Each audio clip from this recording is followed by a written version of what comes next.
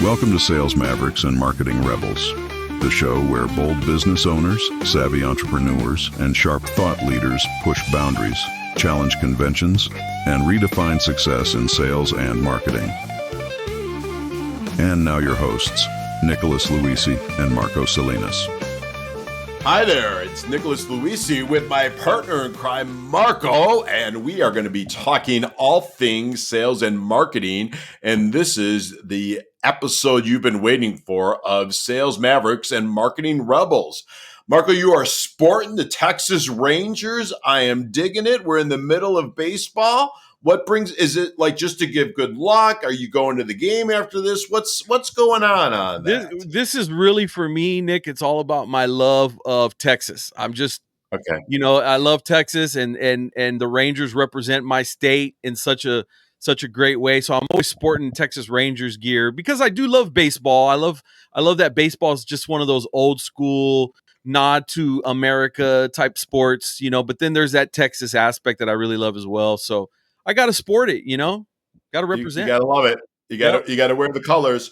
Now, you're in Texas too, and it's coming up to fall. And so, football, Friday Night Lights is kind of your jam there. Are you a football fan also? I'm not as big of a football fan. I used to be a huge sports fan in general back in the 90s. I call that the glory days.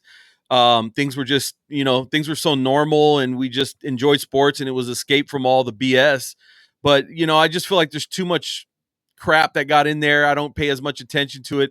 And that's why I stick with baseball more, because baseball's been better about removing a lot of that stuff. And specifically the Rangers, man, they've done a good job of just saying, hey, we're here for sports. We're here for baseball. People want to enjoy the game. We don't need any of that other crap. And so I've gotten a little more laser focus on baseball lately. All right. Yeah. I love it. Well, baseball is a show, right? And it's about giving the fans what they want. And in this episode, we're going to be talking about putting on a show. We're on the heels of the Democratic convention. And 2 weeks before, we had the Republican convention.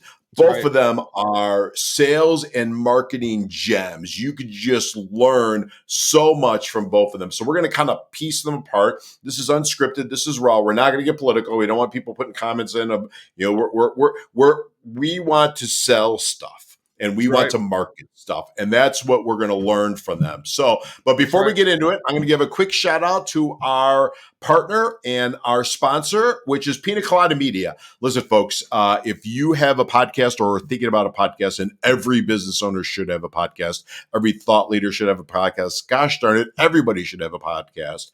Look no further than Pina Colada Media to be your partner in creating that. Pina Colada Media is the sponsor of this show, as well as all the good work that we do is done by them. We look great. We sound great. He adds hair. He makes me look like George Clooney. He is the master at doing it. So Marco is the owner of Pina Colada Media, full transparency, but they are the go-to media specialist for all things podcast. And if you want to do it, just check them out online at pinacoladamedia.com. Once again, folks, that's pinacoladamedia.com. All right, we paid the bills. We're going to talk about all important things, which is what do you think? From a marketing perspective, Marco, and from a communications perspective, and from a sales perspective, because they're selling. I don't care what anybody says; they're selling. That's right. What's your observations from the last two conventions that we've seen? Oh my gosh, Nick, where do I even start, man? I mean, there's just so much to talk about with both sides, and again, it's really interesting because regardless of where you are on the political spectrum, you should be able to pull out some really important gems from both of these conventions, right? Yeah. Each one of them really in so many ways, some better than others, are complete masters. They're absolute masters at selling their product and pitching and selling their service and their product, right? And they do it in a way which, and that's why I'm really excited about this episode, because a lot of this stuff encompasses the things that Dan has been preaching about for, from the very beginning, right? And it's funny how these basic core principles of sales and marketing very much apply to these other very important aspects of life, such as politics as well. Now, I'm going to throw a little curveball at you, Nick, and say that one of the things that I've noticed is these same principles you see as well under a semi-similar category, which is, believe it or not, faith and religion. And Oh, so 100%. when you've got pastors and things like that, they're using a lot of these same tools. But what's interesting is I see a lot of them pulling from the emotional connections that you might get from a pastor in the church, and they're applying a lot of that stuff now to the political game. Yeah. And so when they're going up there, you know what I mean? Let me let Yep. you respond to that. What are your thoughts on Well, that? Well, I think you're spot on, right? I think as a marketer if you're an info marketer, especially, right? If you're a marketer, politics aside, religion aside, you should be watching these things, That's right? right. I think you can learn. Listen, the best marketer out there is the gentleman that is on, and if you get on their mailing list, they are just hitting you over and over and over and over and over again. He's in Texas, right? His name is Joel Osteen. Right. Joel Osteen is the best marketer out there. He's buying TV slots. They're running Right. it on 3 or 4 stations in Chicago. My guess is they're in everything.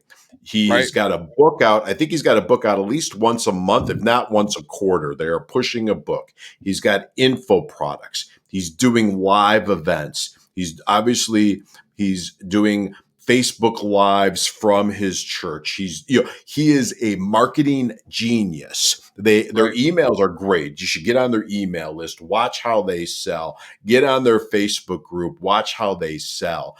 And 30 minutes, he's in and out. It's not like, hey, listen, I grew up in the Catholic Church. You go on Sunday, you're there till Tuesday, right? This guy is in and out in 30 minutes. He's got an uplifting message. It's all positive. It's the same thing, right? Starts out with a funny anecdote or a story, right? Usually teases his brother.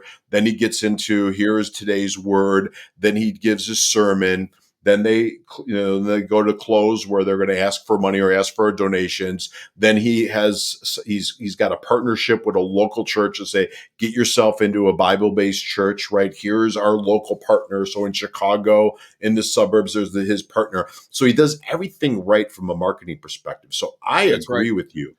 And if you look at what I think the two parties were doing, and you were spot on, Marco, when you said they are selling, right? They're selling you to buy their product, and their product is their way of life, their thinking, whatever it is, but most importantly, their candidate.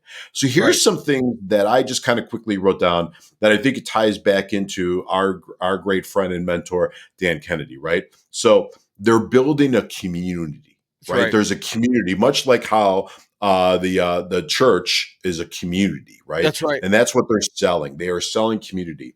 They use stories better than anything I've ever seen. If you saw last night with Oprah, I mean, she was the master at telling a story. The Republic side, they tell stories. They use a lot of different types of speakers, right? So it's not just one, right? So they're throwing a wide net. And you've got male, you've got female, you've got young, you've got old, you've got beautiful like you, and you've got old like me, right? You've got everything out there, and they're putting them all up on stage. Right. They're tying it all through. So there's a theme. I thought the Republicans did a great job. A theme of a day, right? Every day had a different theme, and every speaker focused on that theme. So it's much like an event that we would do at GKC or anybody does an event. It's the theme of the day, right? That's right.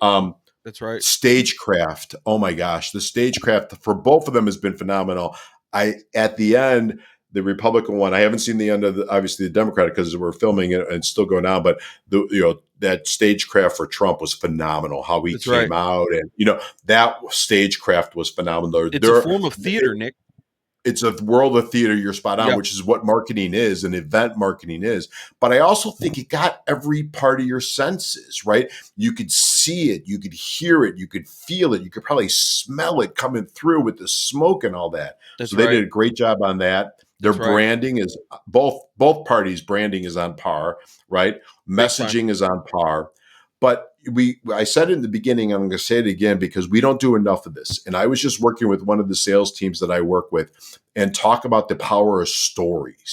Yeah, One thing that we've learned from Dan and all the great marketers is stories sell. that's right. You've got to use your story. And it goes back to Joel Osteen and the church that we were talking about That's is right. the use of the story. Well, one is they're quoting the best story out there, right? And if you think about Jesus, he told stories or parables to That's it. do his teaching, That's right? it. So it's the importance of storytelling to tie into the emotions, right? Very Because much so.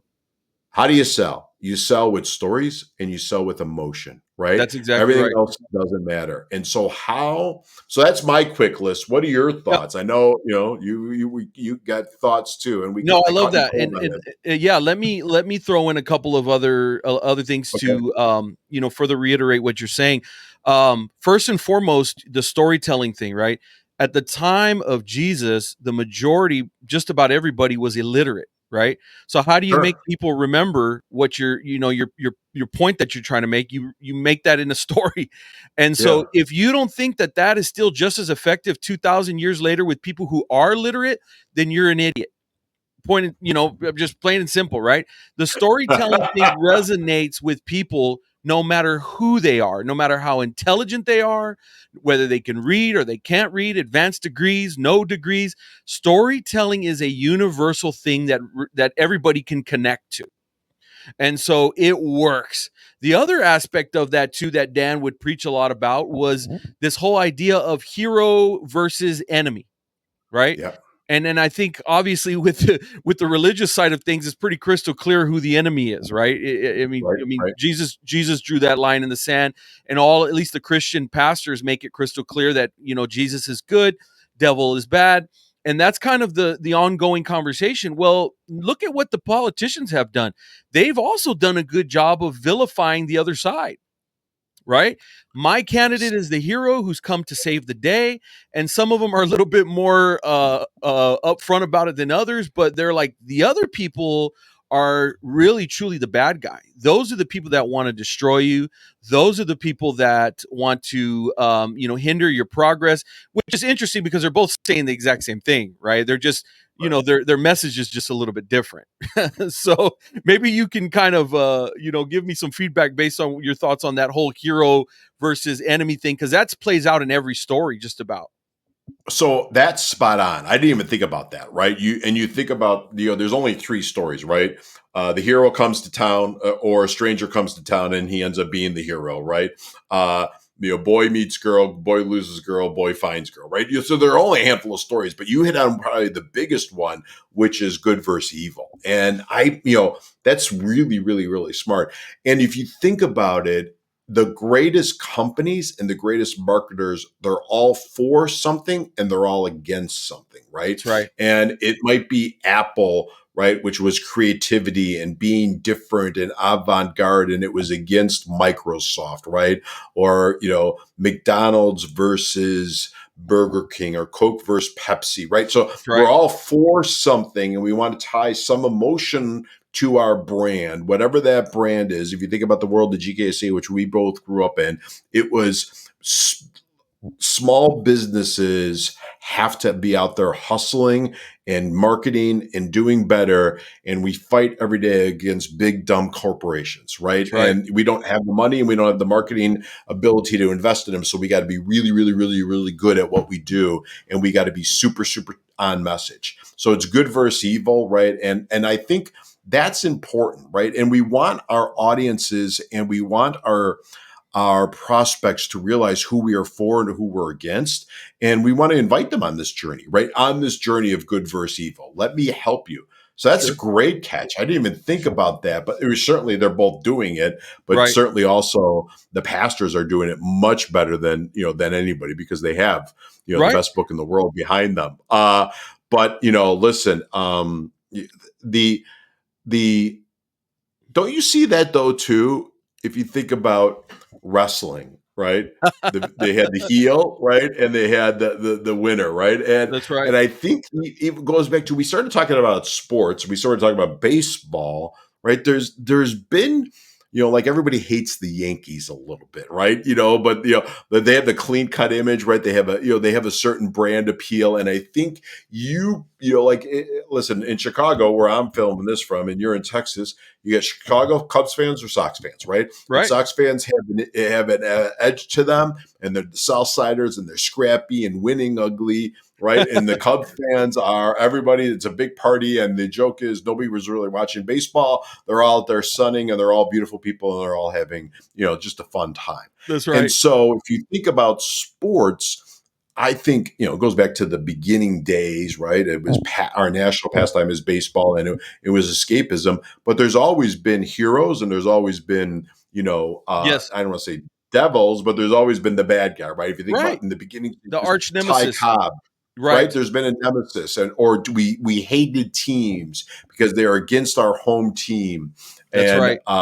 so I think the best teams, i.e., brands, manufacture some level of a story. I That's grew right. up, playing ball. And my formative years were the '70s, which was the Big Red Machine, right? And that was a great baseball story with Johnny Bench and Pete Rose and Joe Morgan and all these other guys. And not, there wasn't my team, but it became my team, right? And they had Right. that movement, and it was the Big Red Machine. If you That's think right. about football, the Dallas Cowboys in the '70s, '80s, and probably even the '90s were America's team, right? That's right. They captured that story and had that with Roger Staubach, Exactly. and just that entire team. And so we have that, and we have that energy, right, to kind of bring us through. That's right. So, we're if you want to, let's put a bow on this, and then we'll get to talk some other things marketing. But Sure. so the first thing I think is have a story, right? Yes. And have good versus evil. Yep. Tie it to emotion, right? Tie it to emotion. I think the bigger thing that most businesses don't, but those that do, is build a community. Build a community of like-minded individuals that use you and celebrate them in your community and tell their stories as your story in your marketing, right? Because That's we right. all want to be That's right. part of a community. Exactly. I think, listen, it's sometimes in the direct response world, it's a bad word, but branding is crazy important. It Being is. on brand, being That's on right. message Yep. all the time, and use your emotion. Yes. But I Yeah. think the other thing too, as a great student of marketing, is watch, focus on what they're selling, and learn. Right. So don't just get caught up either cheering or yelling at the TV because it's not your political party of choice or baseball team or whatever, but look at what they're selling. That's right. And I'm going to move off the politics and go back to sports, because we started talking about baseball when we first did the introduction and introduced us and talked about Pina Colada Media, our great sponsor. But the other thing, if you think about it, and I had an opportunity to see him speak and talk about it, the minor league baseball, I think, is one of the best experiences out there, right? Sure. Sure. And there's the Bill Veeck, right, who is Mike Veeck is his son and owns like 15 different baseball teams. And then there's the hottest team out there, which I think is called the Banana Splits, right? Or the yellow, and then what they do is they realize everybody was leaving them after like 5 innings in or 4 innings in. So they create an experience out there. And Right. if you just Google them real fast, you'll see.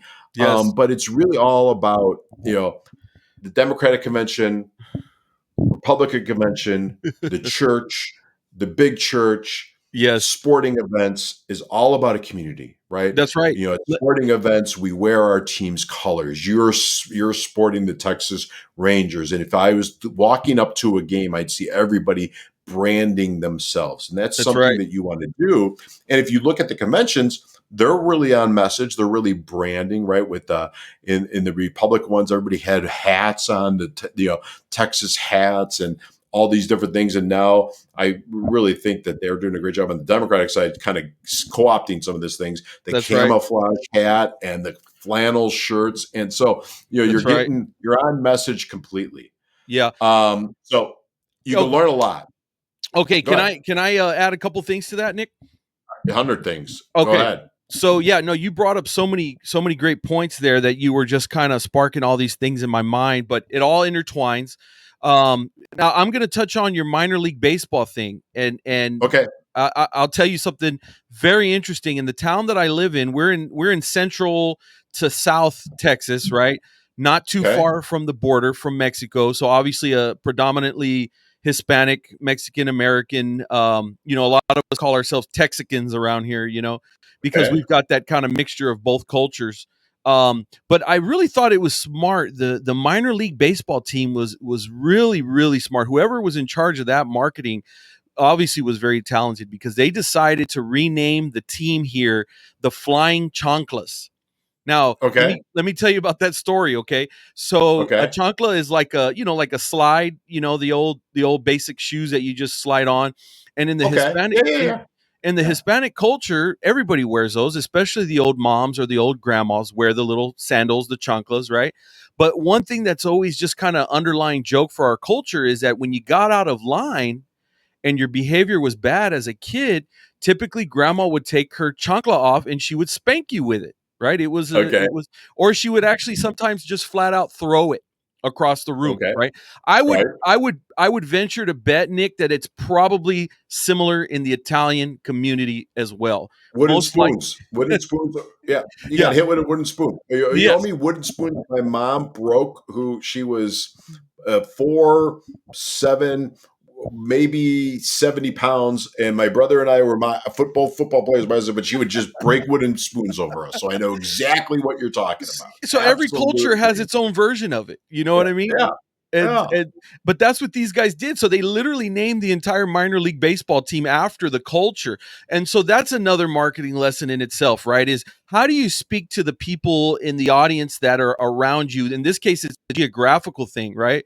The Right. baseball team, what's going to resonate with them? The majority of the Hispanics, a lot of the Hispanics are married to, white people or blacks. And so there's a lot of intermingling of the races going on around here as well. And so even the non-Hispanics understand.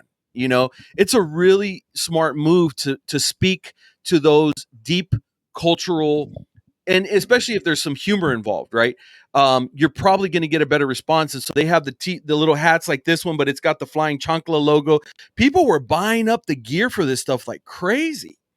Now, I if they would have love just that. called themselves something more basic, I don't think they would have done as well from a marketing perspective and from a branding, as you were saying, perspective. So being very thoughtful and considerate about these things really makes a big difference. It really does. So that was the first thing that I wanted to mention as far as the baseball thing. The other thing that I thought was so interesting, you mentioned wrestling. Oh yeah. And I had said that there's so much theater going on at the RNC and at the DNC. That's a huge part of what's happening with all politics in general. So it's interesting that you would tie it into something like wrestling, because wrestling is entertainment. We all know it's fake. We all know it's theater, but it's still entertaining. And at the end of the day, there's a story involved. So again, we kind of go back to these basic principles, right? And you know what? It is what it is. Politics is in many ways is fake like wrestling. Obviously, there are some things very real about it, but not all. There's a lot of it is a facade, Nick. A lot of it really Uh, is feel good stuff for us. it is, well, it's escapism, right? We want to escape, we want to enjoy, we want to cheer. I was just reading an interview by Bussy, right? The female, I think her name is Christine or Carolyn Bussy, who owns the LA Lakers, right? I didn't know she also owns Women of Wrestling, right? So she also owns a wrestling brand. I But if see. you think about Showtime, right? You think about that, Gary Bussey knew when he was buying a team, he was getting out of the real estate business and getting into the entertainment business. And that's why they built Showtime and the Staples Theater and all of that. And so, you want to capture people's attention. And that's the best way to do that is with entertainment and with the Yes. story and Yes. with having it fun and exciting. And I bet you if I went to your minor league baseball game, it was fun, right? Sure. They're in between every innings, they're doing something to keep you active, right? Right. They want you going to buy stuff. and they want you there for all 9 innings so they can keep sell you beer to the seventh inning. At least here in Chicago, they stop at the seventh inning, right? And sell you pretzels and hot dogs and all That's right. that, and Yep. buy the gear. And Yep. so, listen, we're all marketing and sales, and we're all cut from the same cloth. Of we got to move tickets, we got to move peanuts, we got to move Coca-Cola, we got to move Budweiser or That's right. Modelo, right? And hot dogs and all the other stuff. And That's we right. got to move our candidates, right? We're selling you our candidates, whether we're Republican, Democratic, or we're selling you a better life, i.e. church, right? So we Right. kind of hit three major cornerstones that all use live events and marketing and sales to sell their product. Their right. product is peanuts, popcorn, Cracker Jack, a great experience, Coca-Cola, and tickets. Their That's right. product is vote for my guy or vote for my gal. That's their product. That's all they're selling. And That's right. we're right, and we will help you, and they're wrong, and they won't help you. And I'm not picking sides. That's Or right. finally, it's good versus evil, right? And come and share and be part of our community and listen and do good works and be a good person and give to your neighbor. That's right. Good versus evil, right? And they're all selling something. And listen, to me, there's nobody better at selling things than the church, right? Either Sure. the Catholic Church or these mega churches, they are selling stuff. And if you right. go and you look at them and get on their mailing list, they're all phenomenal direct responses. That's right. Both campaigns are great at direct response. They really Both are. campaigns, their direct mail is great. I've seen the Trump side texts, I think, are better. They're great at getting you to click, right? Right. But the DNC side is good too. So they're great marketers, and Right. they hit their email, and so they're doing everything. They're on Yep. social media. They're doing live events. They're emailing you. They're mailing you physical mail in your thing. So as a marketer, as a business owner, you have product to move. You got to think about, how do I capture the attention? Because there's a lot of other people spending a lot of money capturing the attention. That's right. Folks, if you want to And capture attention, if I might add, Nick, there's no better way. Go ahead. Yeah. No, if I might add, they're also text messaging. Now the latest thing is you Yeah, get that's what I timed mean. text Yeah. messages. Yeah. So it would be the same night as Yeah. the DNC or the RNC. You'll get a text message saying, we need to put a stop to so-and-so. They are trying to Yeah. do XYZ, right? It's funny because I actually get messages from both sides. And again, the overall message is exactly the same. And so Change the name, right? Yeah. that's right. That's right. But they're allowed to. There actually are some legalities there that allow them to just kind of cold text people without repercussions like that a business might have or what have you. Only like kind of prior to the election, during political seasons. But I always stay enrolled in those things because again, I want to see the marketing and sales aspect of these things. And so that's a fairly new. Texting has been around for a while, but I feel like only in the last few years did I really start getting text messages from the candidates or from their super PACs and what have you. And they're super timely.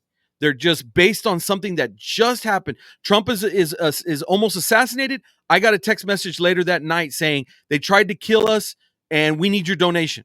Right? Yeah. The other side has something similar. They're doing this. They're a threat to this. We need your donation. And that's the other funny thing about politics and religion is they're both asking for donations. Right? They're not afraid to ask for money. They're That's not right. afraid to ask for money. But the ironic thing, and it is, business owners are.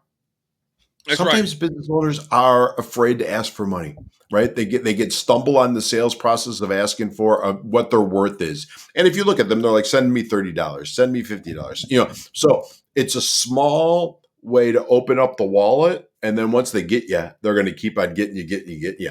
But they're not afraid to ask for the money. And That's for sure. So Yeah.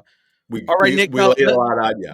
Yeah. Let me ask you a question. So you're running sales performance team. This is something that you guys do. You go deep on these things. So from your perspective as the sales engineer, so to speak, right, helping these businesses craft and engineer their sales messages, a lot of what we talked about is what I would call sales choreography. That's what I learned from Dan and from the Mayflower Maiden, I believe is her name. Bellows. Yes, Wonderful lady, Cindy Bellows. Yeah. Well, that's where I Cindy started kind of Bellows. Yeah. that's where I started kind of understanding like, wow, so businesses can actually create their own version of theater within their sales process. And it encompasses the storytelling, the good, the bad guy. The one thing that we hadn't mentioned yet was also just from the business perspective, making sure you're not trying to be everything to everyone. Right. That's also a big part of this message is who are you really targeting?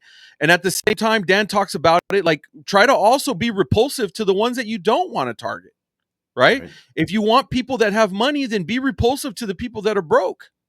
You know what Right. I mean? If you want to help the little guy at the bottom, then make the bad guy, the rich guy seem like he's evil. That's the story of communism, by the way.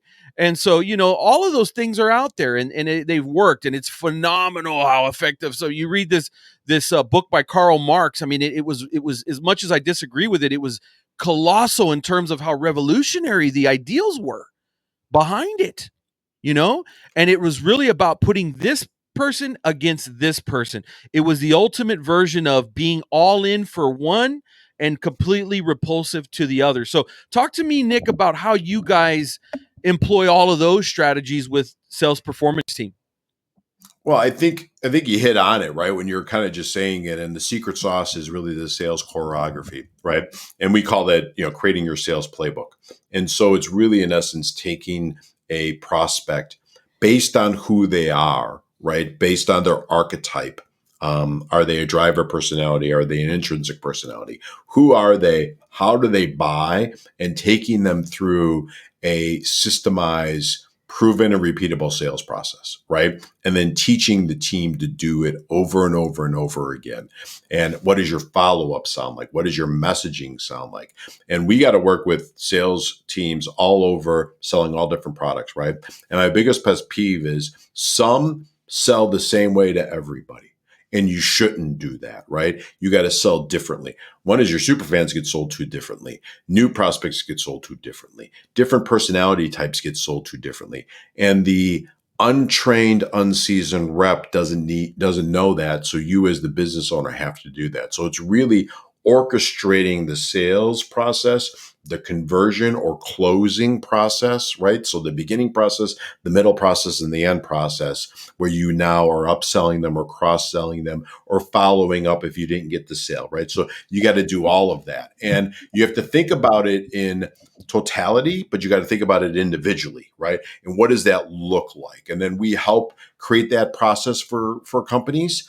And then we help implement it and we help manage it, right? Because you can't set it and forget it. I wish you could, but you can't set it and forget it because it wasn't like anybody just created these events and put them on paper and just said, okay, have at it. You guys go talk. I'm going on vacation.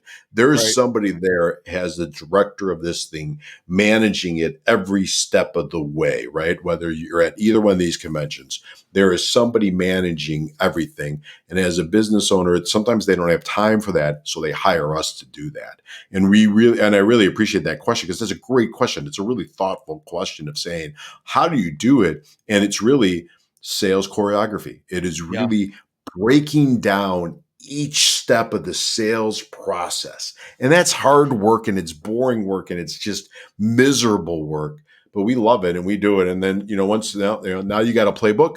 And then what you also have done is you've created a sales process. So when you go to sell your company, you're going to have a higher sale price because of the fact that your competitors don't do this. Your competition doesn't do this. Other businesses for sale don't do that.